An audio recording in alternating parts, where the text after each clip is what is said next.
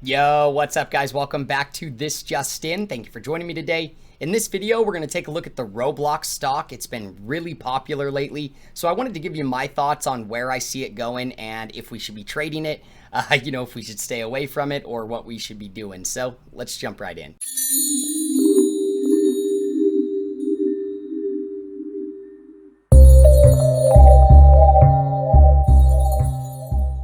Alright guys, before we get started today, subscribe to the channel for me. Hit that little bell so you get notified every time I post. There's also a link down in the description of my Patreon account. Come over and join the family. We've got an awesome community over there.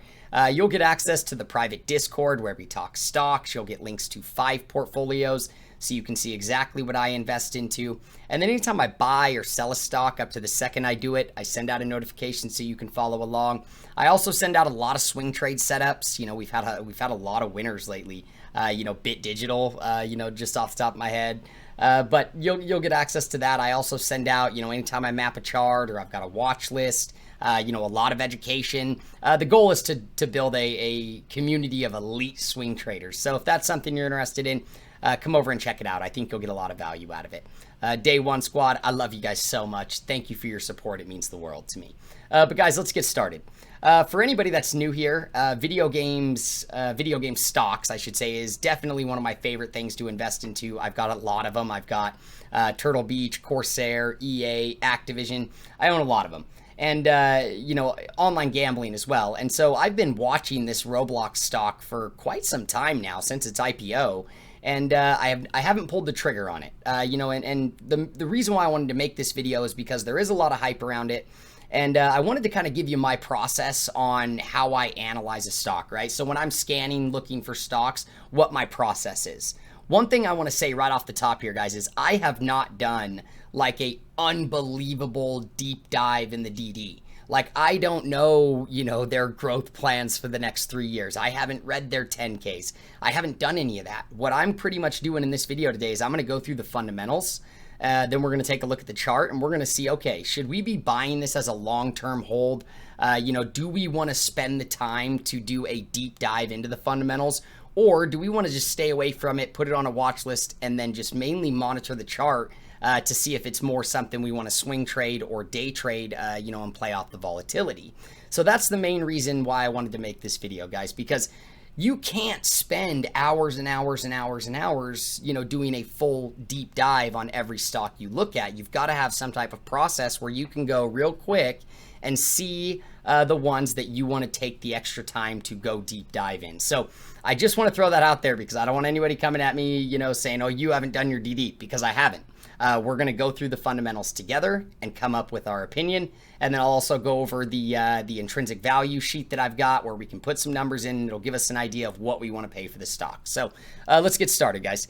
So first thing I want to look at with you is their website. Now, this is a mobile app, guys. So for those of you guys that do not know what this is an online gaming platform, okay? So they do a lot of mobile gaming, okay, on cell phones. It's not a PC gaming. It's not console gaming. So their demographic is a lot of younger people. I think it's around 16 years old is their average, user. Now, they have a massive audience, guys. I mean, their daily active users is huge. That is one thing I saw. But real quick, they've kind of got two sections of their business, right? They've got the studio and the cloud, which is kind of like their mainly focused on developers. That side is where, gamers or developers can come in, they can build games on the Roblox engine, and then they can charge gamers to play their games or to buy, in-game purchases or cosmetics or whatever it is. That's kind of how the whole business makes money, because on the other side, you've got the gamers, right? And there is a unbelievable amount of games on here. So I really do like kind of the model in the sense of they've got 7 million developers that are building games on their platforms that they didn't even have to hire,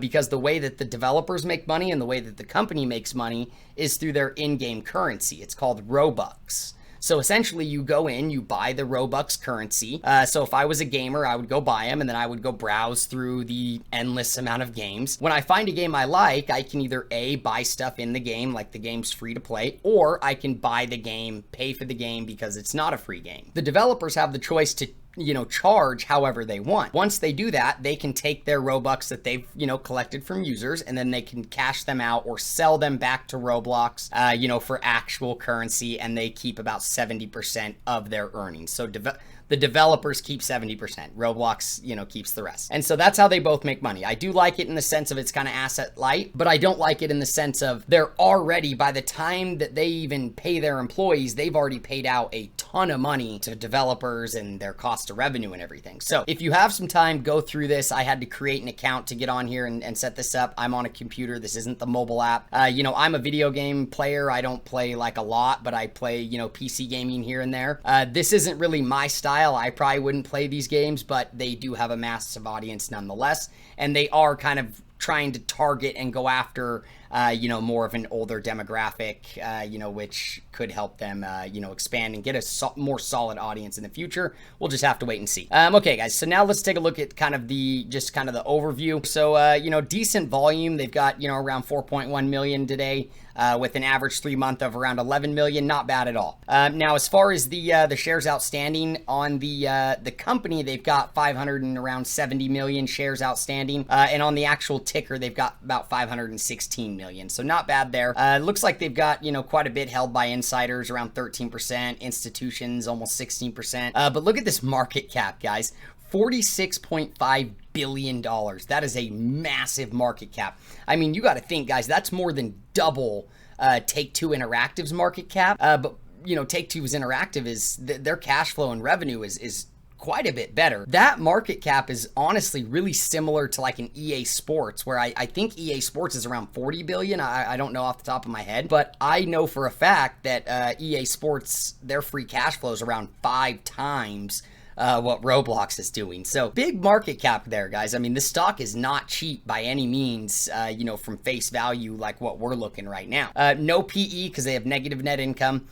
Price to sales, almost 15. That's like what your PE should be. And so guys, real quick, price to sales is the same type of calculation as price to earnings, right? You're just taking, what the stock is trading at based off their revenue, and then based off their earnings for PE. A standard PE, you want it to be around 15. Their price to sales is 15. So their price to revenue is the same as what your price to earnings should be. Again, whatever. Price to cash flow, 71. That's huge, guys. That is a massive price to cash flow.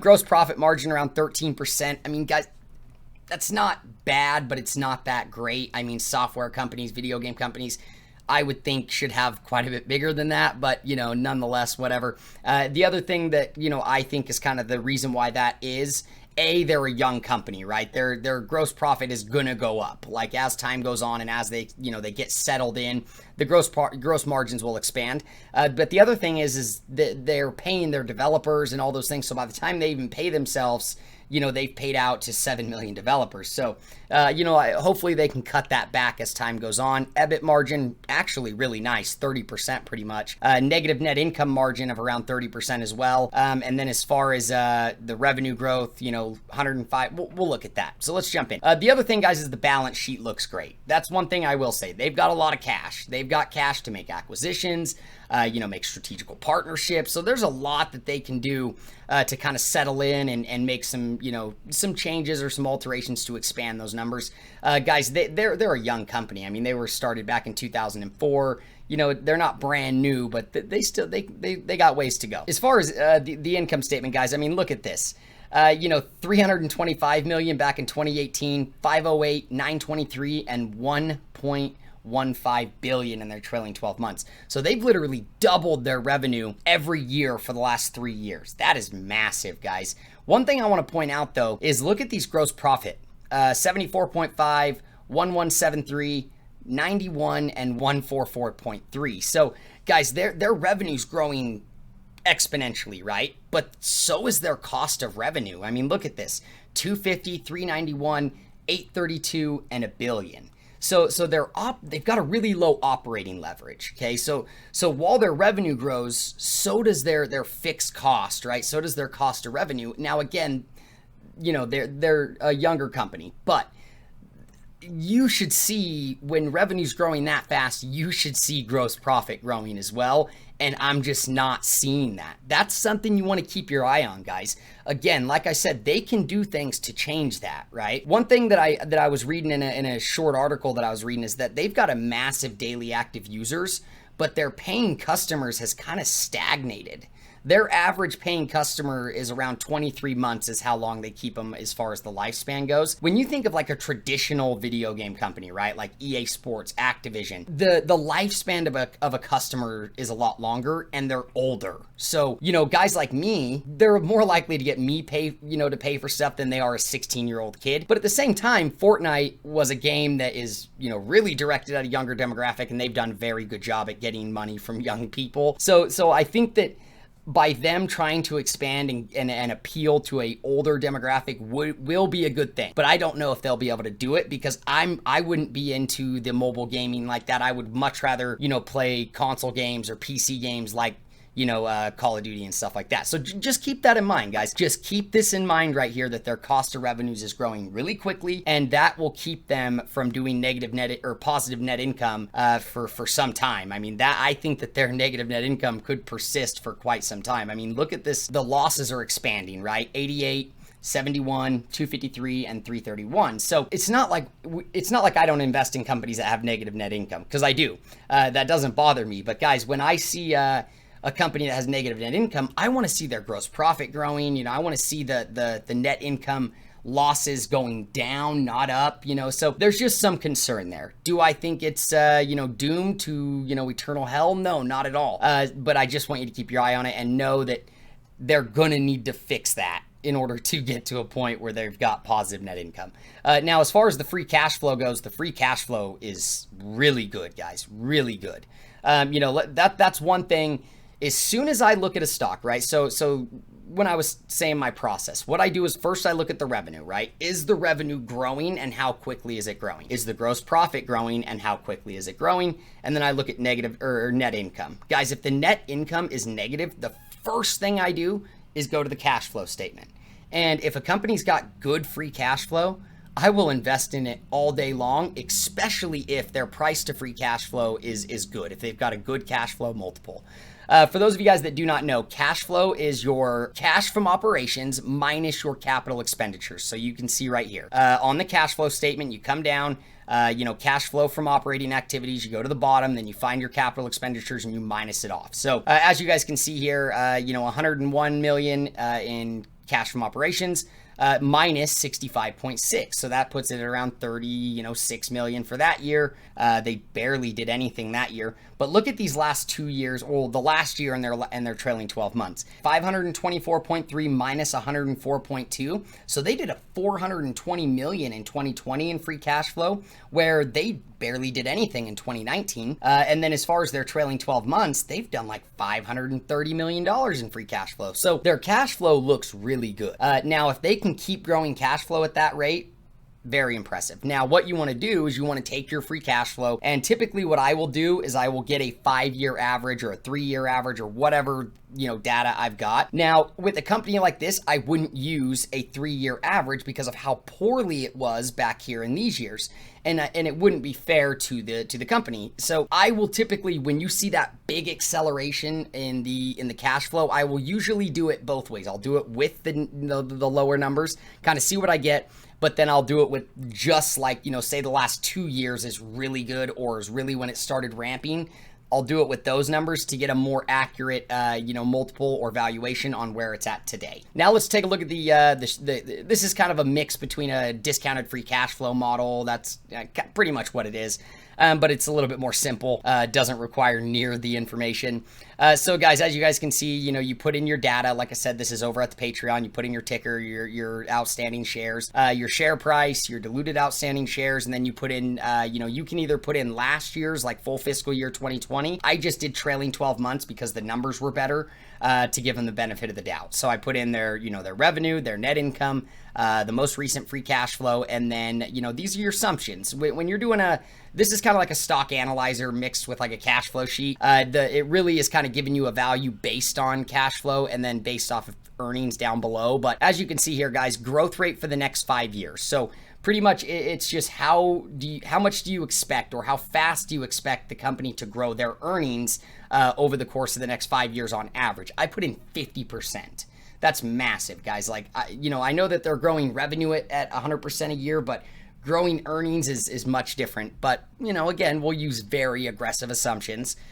Terminal growth rate, 5%. So once they get over 5 years from now, what are they going to grow in perpetuity? I just put 5% a year, on average for earnings. That's insane, guys.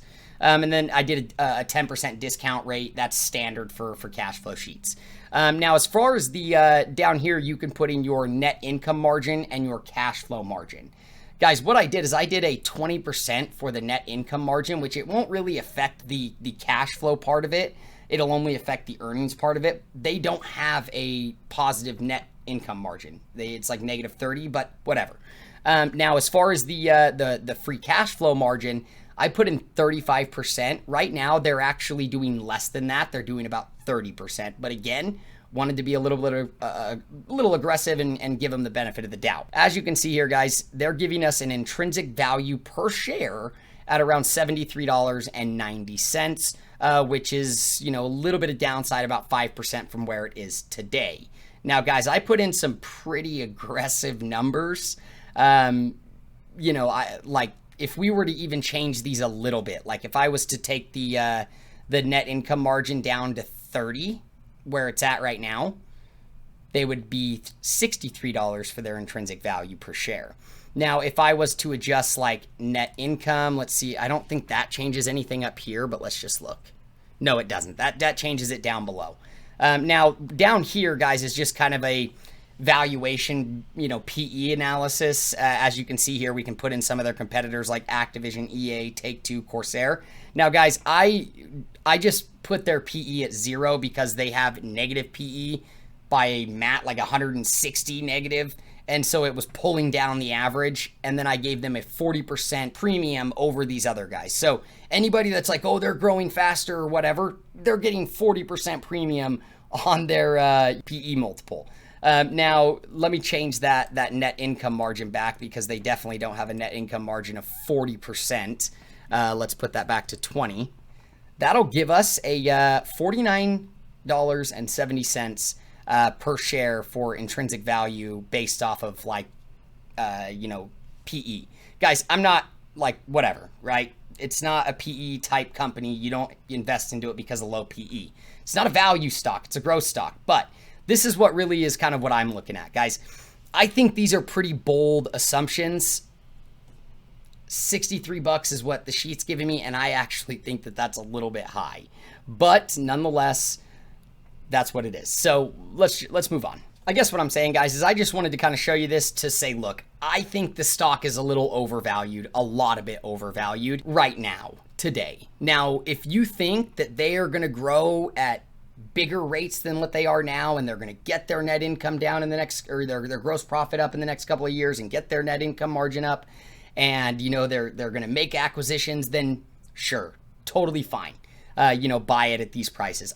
It has retraced from the top, so it is cheaper than what it was a few weeks ago or a few months ago. But this isn't a buy for me today, guys. I just don't think the margins are there. I don't think that the valuation's there. I'm not ready to pay, $45 billion for this company when I can pay $40 billion for EA. That's just so much more of a solid investment. So now, that's not to say I won't trade the stock. I will trade it on a short term. And I do think that this company's got potential. I just think there's a lot of risks there, guys. I mean, when you really start looking at like their model, you got to think like, I almost think it's a benefit that Activision and EA hire their developers, because by the time that, they get their money for their bookings, or they're selling their product, their video games, they get like 90% of that, and then they distribute out. Like these guys, by the time that they get money from paying their devs and stuff, it's like 50%. So there's just, I think that model needs to be changed a little bit. I don't think that the younger demographic is going to be harder to get money from. Their daily pay, like their paying users, has stagnated. Now, with all of that being said, guys, when I'm looking at buying a stock for the long term, high conviction, investing money in it in a hold, I need to be like convinced, right? This stock needs to demand my capital in order for me to put my money into it, because there's so many out there. Why would you settle for anything less? Now, again, if you think that all of these things are going to line up and they're going to do very well, I don't doubt it. Go out at it. I would rather see the stock come down to at least $60 at least before I buy it for a long-term high conviction hold, because when I do that, guys, I don't sell. I hold it and I add on big dips, and that's it. Now, let's look at the chart, because I would trade it, because I just did. I mean, guys, this is beautiful. I mean, look at this big Gartley. This is the 4-hour chart. Guys, this is textbook Gartley here. Now don't get me wrong, there's not a lot of historical price action here, but this setup right here, it does look really nice. I mean, you've got the textbook Gartley with the B2C projection, confluent with the 1414, and the XA 786. I mean, it's just set up so nicely at a critical inflection point. You can see anytime the stock was able to get above here, straight to the top up there at $104, $105, or whatever it was up there. Really nice. You also are confluent with this kind of falling wedge pattern. You get this momentum shift right here down here at the bottom. I mean, you can see, guys, that's almost like a little mini tiny inverse head and shoulders. You got the left shoulder, the head down here with that big wick, and then the right shoulder. It's not an inverse head and shoulders. But if you drop down to a lower time scale, you might see something there. It's just momentum shifting, guys. You come down, you test that inflection point, you get down, then you spring up, and then you try to back test it. You can't back test it. You fall below it, but then what happens? You spring back up, over it again, and then now you're holding, at that inflection point. You can see here, I mean, look at these big bars right here, these big, igniting bars, guys. Anytime it kind of gets down here and retests this bottom of the range, big moves up, these big igniting bars to get you up over the top of that range. It's just a spring. It's a spring and then a spring back test. So, guys, now we are testing the top of the range today at that $78, $77.86. Now, one thing like I said, I want to show you. I mean, look at the, again, the confluence with the falling wedge pattern. That's really nice, guys. You could just say, look, it broke out of the wedge and now it's back testing the top of the wedge. That would be fine. You had triple MACD bullish divergence going into the PCZ, the pattern completion zone, as well as RSI Class A bullish divergence as well. Now, you had it on multiple significant timescales as well, because we also had that divergence on the daily. The stock is also in a longer term uptrend, guys. Look down here, your major discernible low down here, you made a higher low, a higher low. So, I mean, in reality, you could just be pulling back off this big wave, but guys, you just had an 80% discount from the major discernible low to the high. So, guys, it looks really good. I want to show you something on the daily. Guys, look at this right here. So again, you have your significant time scales. You've got, again, triple MACD bullish divergence going into the PCZ with just RSI Class A divergence there. You've got a nice uptrend. But look at this, guys. So your price targets would be up here, right? If we take this and we do an XABCD going towards the downside, which very well could happen, you got a textbook bullish shark and the PCZ on a bullish shark is up there with the 113. Look at that. I mean, that's the same place. It's the same target, guys. So you would probably, like, let's flip this over. So guys, now, okay, now let me anchor this like over, let's see here. Let me anchor this over here. Look at that, guys. I mean, you literally have a textbook bullish shark, and you're making that C to D leg. Once you get down past that like 50% mark, it's almost like that bat action magnet move where you get to that 50% mark, you make the rest of the way really violently. I guess all I'm trying to say, guys, is like, look at that. I mean, it's, your price target is the same. If you were to look at this as a bearish structure, a bearish Gartley, what more do you want? It's hanging on to the top of the resistance, holding it as support. It falls below it, comes back up to retest it, can't go through, comes back to retest it 3 more times. Anytime it gets above it, it falls below, and you're about to fall out of a rising wedge pattern to go to the downside if the chart was inverted. I mean, guys, this is looking good. Now, this is something that I would trade. And so, I think at the end of the day, guys, this is not a stock that I would buy for the long term. It is a stock that I will keep on my radar, and swing trade when you get setups like this. You can't ignore a big bullish Gartley on a daily time frame, when you've got stuff going on like this. They've got earnings coming up, which does concern me a little bit, but with all of these coinciding variables, I think there's a lot of upside here. And I think as soon as you confirm this as support, if say earnings come in, they beat on revenue or whatever, you could see this thing really move up to the upside. Your first target would be up here at C. I mean, honestly, this would be better to target with your extensions. So you would probably say, okay, you're just about to your first target at 382, 50% for your second one, and then the 618 up here at 92. But overall, guys, I think getting back up to the top of the structure is very doable. And especially if this Gartley plays out, you catch some bids, you move up. I could just see this being as your back test. You had your first low, your initial low, you had your second low, which was also a spring back test to give you a higher low. I mean, guys, you zoom in here, you're making higher lows, you're making higher highs. So you get your initial low, your reaction, you get your second, your confirmation, then your advance. So it looks really good, guys, is all I'm trying to say. I did take a position on it yesterday. I set a limit order down there around like $81, right around there. So I'm down a little bit on it, which I got a little excited, but nonetheless, it's whatever. Come down, back test, and it could run straight to the top of the range. So I'm excited, guys. I think it's good. If you plan on trading it, I think you're in good shape. Watch the chart. I don't think it's a long-term investment for me right now. But that's it for today, guys. This video is for entertainment purposes only. I'm not a licensed stockbroker. Always do your own research and due diligence, and I'll see you in the next one. Peace.